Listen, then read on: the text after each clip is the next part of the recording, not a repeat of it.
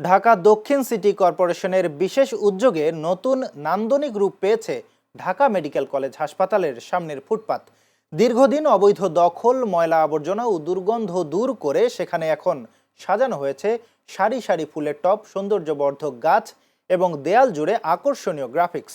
বুধবার দুপুরে ডিএসসিসির প্রশাসক বীর মুক্তিযোদ্ধা মোহাম্মদ আব্দুস সালাম আনুষ্ঠানিকভাবে এই দখলমুক্তকরণ ও সৌন্দর্যবর্ধন কার্যক্রমের উদ্বোধন করেন। উদ্বোধনী বক্তব্যে তিনি বলেন, রাজধানী ঢাকা দেশের মুখমণ্ডল, একে পরিষ্কার ও বাসযোগ্য রাখা সবার দায়িত্ব। হাসপাতালের রোগী ও তাদের স্বজনদের মানসিক স্বস্তি নিশ্চিত করতেই এই উদ্যোগ নেওয়া হয়েছে।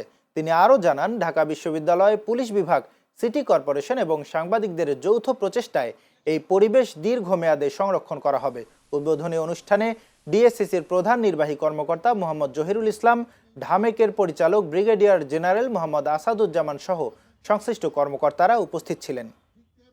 এক সপ্তাহের মধ্যে এগুলো জরিপ করতেছে পুলিশ, কারা ঢাকা শহরে ব্যবসা করতে পারবে, কারা করবে না, আমরা তাদেরকে চিহ্নিত করতে চাই এবং এই ব্যাপারে আমরা একটা শৃঙ্খলা আনতে চাই। এই ব্যাপারে যদি সবাই সবকিছু নিয়ে আন্দোলন করি তাহলে তো হবে না। তাহলে আমার দায়িত্বটা আমরা কিভাবে পালন করবো?